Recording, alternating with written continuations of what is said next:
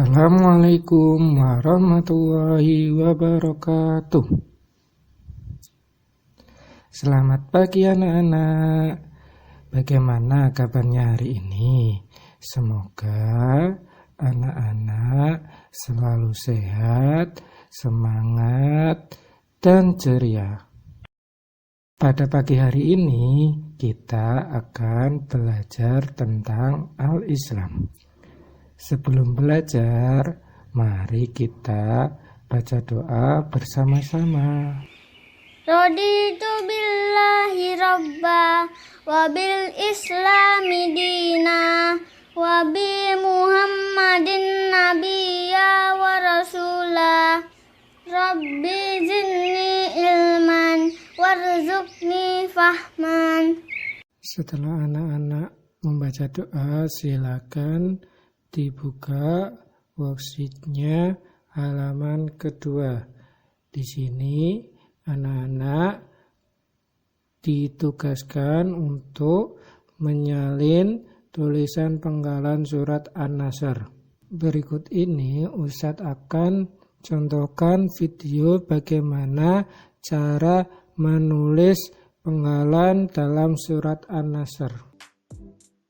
Dalam video kali ini, insya Allah kita akan belajar menulis kalimat dalam surat An-Nasr. Setelah menonton video ini, diharapkan kalian bisa menulis kalimat-kalimat dalam surat An-Nasr dengan baik dan benar ya. Oke, kita langsung masuk saja ke videonya. Ya. Sebelum menulis, kita akan dibantu dengan dua garis bantu ini. Ini biasanya ada di dalam buku catatan kalian. Nah, di ayat yang pertama, surat An-Nasr, kita akan menemukan kalimat idza. Cara menulisnya adalah seperti ini.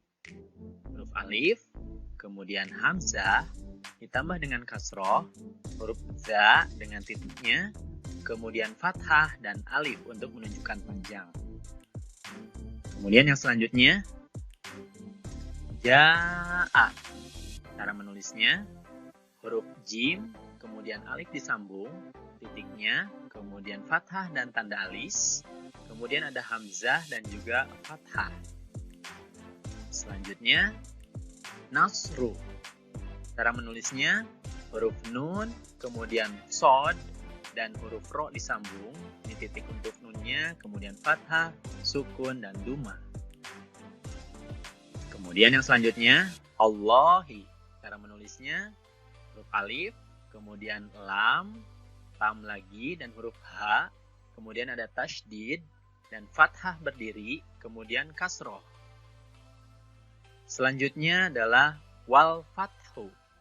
Cara menulisnya huruf waw, kemudian fathah, ada alif, kemudian lam, fa, dan ta. Dengan huruf H itu disambung semuanya. Ada sukun, titik untuk fa, fathah, titik untuk ta, kemudian sukun dan juga duma. Nah, itu adalah cara menulis surat An-Nasr ayat yang pertama.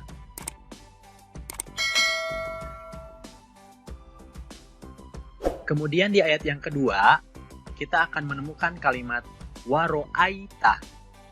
Cara menulisnya huruf wa, kemudian fathah, ada ro, kemudian fathah lagi, huruf alif, hamzah, dan fathah, kemudian huruf ya dan huruf ta. Di sini ada titik untuk ya, kemudian sukun, dan titik untuk ta, kemudian fathah. Selanjutnya an-nasa.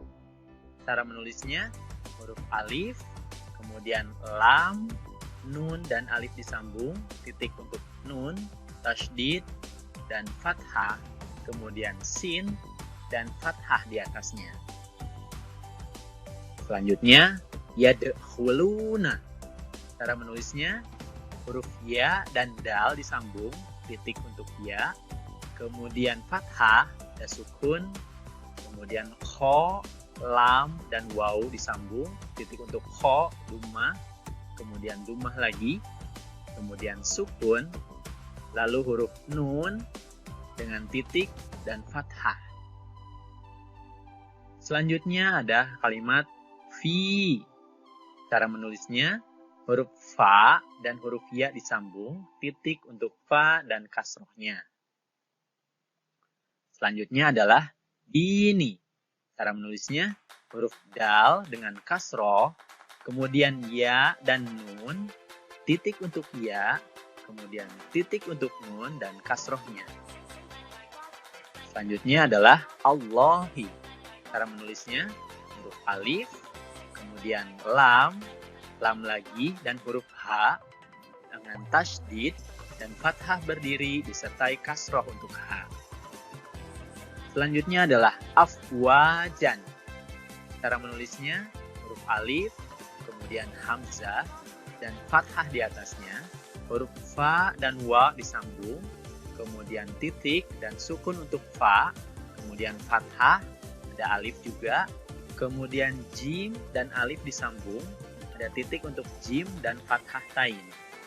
Nah, itu adalah cara menulis surat An-Nasr ayat yang kedua. Kemudian di ayat yang ketiga, kita akan menemukan kalimat fasabbih. Cara menulisnya adalah huruf fa, sin, ba, dan huruf ha disambung semuanya. Kemudian titik untuk fa dan fathah, kemudian fathah lagi, titik untuk ba, tasydid dan juga kasroh, kemudian sukun untuk ha. Kemudian yang selanjutnya bihamdi. Cara menulisnya huruf ba, ha, mim dan dal disambung, kemudian titik untuk ba dan kasroh, fathah, kemudian sukun untuk mim dan kasroh untuk dal. Kemudian yang selanjutnya robbika.